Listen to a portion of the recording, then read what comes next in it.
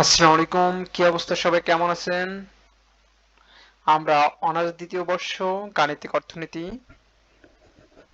কাম্যকরণের প্রথম ক্লাস। এটা আমরা এখানে কাম্যকরণ লিখতে ভুলে গেছি, এখানে লিখে নিবা তোমরা কাম্যকরণ।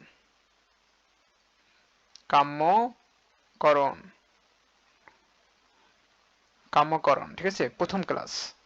আমরা শিখবো আজকে এক স্বাধীন চলক বিশিষ্ট অপেক্ষক সর্বোচ্চ বিন্দু, সর্বনিম্ন বিন্দু, অনমনীয় বিন্দু বের করার নিয়ম। আসলে এইটা কিভাবে বের করতে হয় সেই বিষয়টা আমরা আজকে জানবো। আসো, আমরা এখানে দেখতে পাচ্ছি সর্বোচ্চ বিন্দুর দুটি শর্ত। সর্বোচ্চ বিন্দুর দুটি শর্ত সর্বোচ্চ বিন্দুর দুটি শর্ত, একটা হচ্ছে প্রয়োজনীয় শর্ত, পর্যাপ্ত শর্ত। এখানে এটা সর্বোচ্চ বিন্দু আর এটা হচ্ছে সর্বনিম্ন বিন্দু। সর্বনিম্ন বিন্দুর দুটি শর্ত, এখানেও দুইটা শর্ত আছে, একটা প্রয়োজনীয় শর্ত, পর্যাপ্ত শর্ত। অনমনীয় বিন্দুর ক্ষেত্রে দুটি শর্ত, এখানে একটা প্রয়োজনীয় শর্ত আর একটা হচ্ছে পর্যাপ্ত শর্ত। তবে প্রথমে যে মানটি দেওয়া থাকবে তার সাপেক্ষে অন্তর্কলন করতে হবে, সেটা আমি দেখিয়ে দেব কিভাবে করতে হবে। দেখো, আমরা প্রথমে এইটা দেখি। সর্বোচ্চ বিন্দু কিভাবে তুমি বুঝবে যে এখানে সর্বোচ্চ বিন্দু প্রযোজ্য, ঠিক আছে, বা সর্বোচ্চ বিন্দু হয়েছে, বা এটা সর্বনিম্ন বিন্দু, কিভাবে বুঝবা? আচ্ছা, প্রয়োজনীয় শর্তের ক্ষেত্রে যদি মানটা এরকম হবে, দেখো প্রয়োজনীয় শর্তের ক্ষেত্রে আরেকটা বলে দিই, প্রয়োজনীয় শর্তের ক্ষেত্রে কোনো পার্থক্য নাই। দেখো সবগুলার কি এই দুটোতেই সেম, কিন্তু এখানে তৃতীয়টা একটু ভিন্ন হবে, আমি সেটা দেখিয়ে দেবো তোমাদের। দেখো, এখানে প্রথমে প্রয়োজনীয় শর্ত লিখবা dy dx, dy by dx সমান 0। আর পর্যাপ্ত শর্তে লিখবা d square d square d square y d x square, sorry, হ্যাঁ,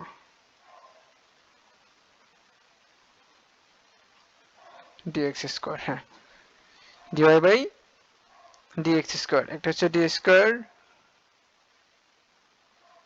হ্যাঁ, তারপরে এবার আসো, আমরা এখানেও সেম জিনিসটাই লিখবো dy dx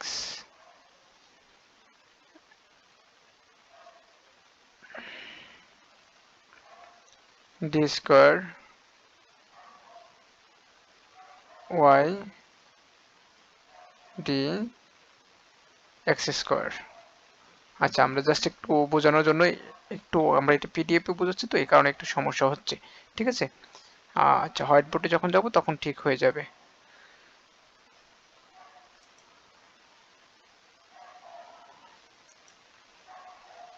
সরি।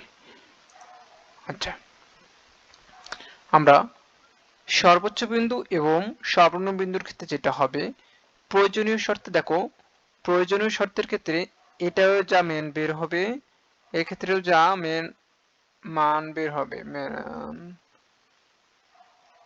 দেখো এইটাতেও যা মান বের হবে এটাতেও সেম হবে, dy dx সমান 0 হবে, dy dx সমান 0 হবে।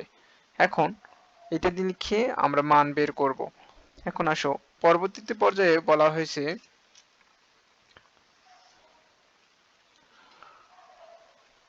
আমরা এটা দিয়ে শুরু করব। প্রয়োজনীয় শর্তটা শুরুর দিকটা কেমন হবে, এটা দিয়ে শুরু হবে। আর পর্যাপ্ত শর্ত শুরু হবে d square y by dx square, dx square, নিচে dx স্কয়ার মাথায় রাখবা, আর উপরে আছে d square y by dx square,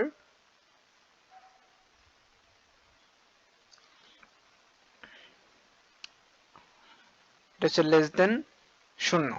হুম, আচ্ছা, আমরা প্রয়োজনীয় শর্তের ক্ষেত্রে দেখতেছি dy বাই dx ইকুয়াল 0। এটাও কিন্তু সেম, এই দুটো কিন্তু সেম, তার মানে এখানে আমাদের কোনো আর মুখস্থ করা দরকার নাই। পরবর্তী স্টেপে আসো, আমরা এই সর্বনিম্ন বিন্দুর ক্ষেত্রে যেটা হবে এটা হচ্ছে গ্রেটার দেন হবে। সর্বনিম্ন বিন্দুর ক্ষেত্রে হবে গ্রেটার দেন হবে। সেম জিনিস এখানেও ডি স্কোয়ার লিখবা, ওয়াই লিখবা, d x square by d x square লিখবা। দেখো প্রয়োজনীয় শর্ত পর্যাপ্ত শর্ত করতে d square y by d x square, পর্যাপ্ত শর্তে ডি স্কোয়ার ওয়াই ভাগ d x square greater than 0।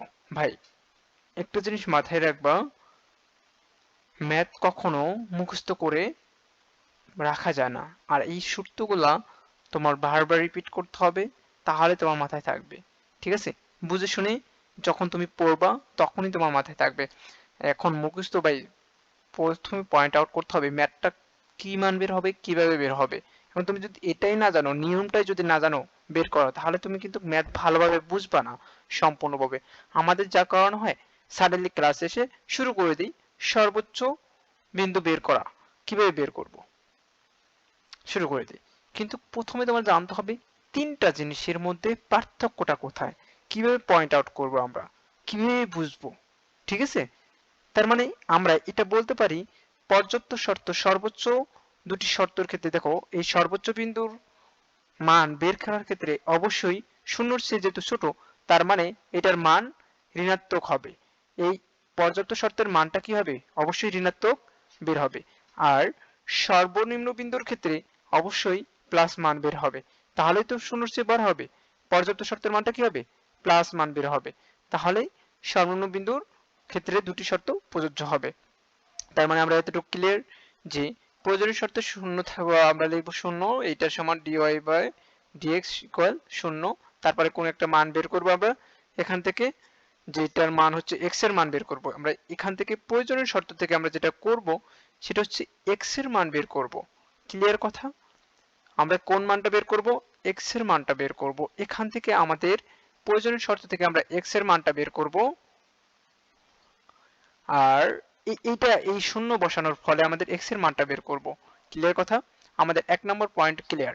2 নম্বর পয়েন্টে আসো, পর্যাপ্ত শর্তের ক্ষেত্রে যেটা হবে আমরা এটা ধনাত্মক না ঋণাত্মক সেই মানটা বের করব। ধনাত্মক না ঋণাত্মক সেই মানটা বের করব পর্যাপ্ত শর্তের মাধ্যমে।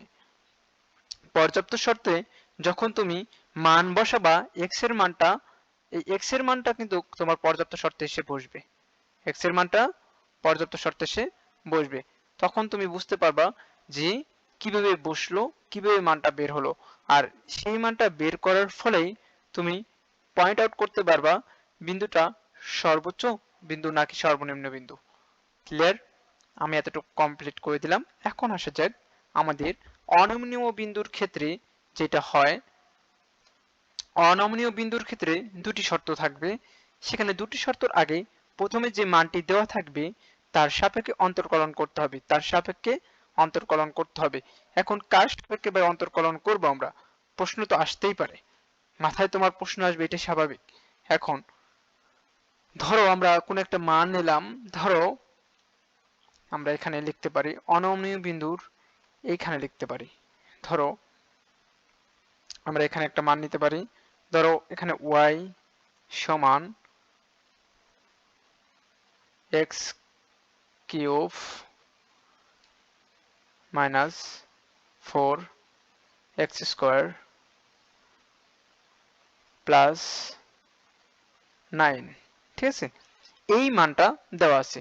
তাহলে ভাই প্রথমে অনমনীয় বিন্দু বের করার জন্য আমরা কি করব, প্রথমে x এর সাপেক্ষে অন্তর্কলন করব। এখানে আমাদের যে মানটা দেওয়া থাকবে, যেমন x এর মানটা দেওয়া আছে এখানে দেখো y সমান কি x, সবগুলো কি, তার মানে আমাদের এটা হচ্ছে কি অধীন চলক। ভাই আমার স্বাধীন চলকের মাধ্যমে স্বাধীন চলকের সাপেক্ষে সাধারণত অন্তর্কলন করা হয়, কারণ ওয়াইটা ডিপেন্ড করে হচ্ছে স্বাধীন চলকের উপর, ওয়াইটা ডিপেন্ড করে হচ্ছে স্বাধীন চলকের উপর। ওয়াই হচ্ছে একটা অধীন চলক, এটাও অধীন চলক, এটা অধীন চলক, এটা হচ্ছে স্বাধীন চলক, এক্স হচ্ছে স্বাধীন চলক, তার মানে এক্স এর উপর ডিপেন্ড করবে আর এক্স এর সাপেক্ষে তোমার অন্তর্কলন করতে হবে। প্রথমে আমি লিখিয়ে দিয়েছি এখানে যে দেখো প্রথমে যে মানটি দেওয়া থাকবে তার সাপেক্ষে অন্তর্কলন করতে হবে। তার মানে কার সাপেক্ষে অন্তরকলন করবা, পরিবর্তনশীল মানটির মাধ্যমে অন্তরকলন করা হয়। এই যেখানে যে মানটা দেওয়া থাকবে সেটার সাপেক্ষে অন্তরকলন করা, যেহেতু x এর সাপেক্ষে x দেওয়া আছে, আমরা লিখব dy dx সমান, আমরা এখানে d dx, তারপরে এই মানটা লিখব x minus 4x square plus 9, ঠিক আছে। ওকে, এখন আসো আমরা এটার মানটা কি বের হবে দেখো, 3x স্কয়ার মাইনাস 8x, হ্যাঁ আর কিছু বের হবে না। তার মানে আমাদের এই মানটা বের হলো। আবার এই মানটা আমরা তাহলে কি করব, এই মানটাকে আমরা নিয়ে যাব, যেই মানটা বের হবে সেই মানটা মাধ্যমে, অর্থাৎ আমরা এই মানটার মাধ্যমে প্রয়োজনীয় শর্ততে বসাবো, সরি এইখানে বসাবো প্রয়োজনীয় শর্ত, যে মানটা দেওয়া থাকবে ওইটা সমান ইকুয়াল 0 বসাবো, ওইটা সমান কি বসাবো, ইকুয়াল 0 বসাবো। যেখানে দেওয়া থাকবে আমাদের প্রয়োজনীয় শর্তে আমরা কিন্তু ওটা কি আমরা বলতে পারি, প্রয়োজনীয় শর্ত আমরা ওটা ছিল প্রথম যে মানটি দেওয়া থাকবে তার সাপেক্ষে অন্তরকলন, তার মানে প্রথম অন্তরকলন করেছি, এটা দ্বিতীয় মাত্রার অন্তরকলন।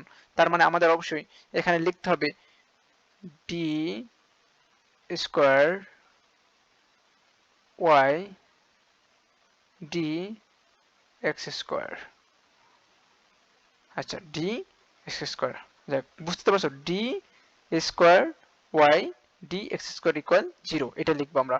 পর্যাপ্ত শর্ত গিয়ে লিখবো, পর্যাপ্ত শর্ত গিয়ে লিখবো আমরা যে পর্যাপ্ত সূত্রে d কিউব, হ্যাঁ d cube y dy cube, clear, ওকে।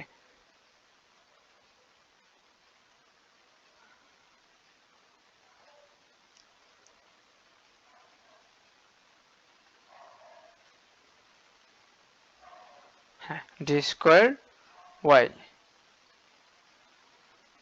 যাই হোক, আচ্ছা আমরা তো বুঝতে পারছি যে এটার মাধ্যমে আমরা এই মানগুলা বের করব।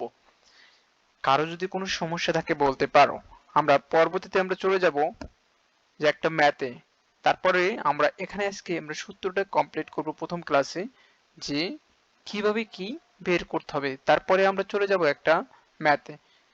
আচ্ছা আসো, এক্স কিউব এখানে যে আমাদের মানটা দেওয়া আছে, আমরা এখানে আরেকটা কথা বলে দিই, তৃতীয় মাত্রার অন্তরকলনের মান ধনাত্মক হলে রেখাটি অবতল থেকে উত্তল হবে।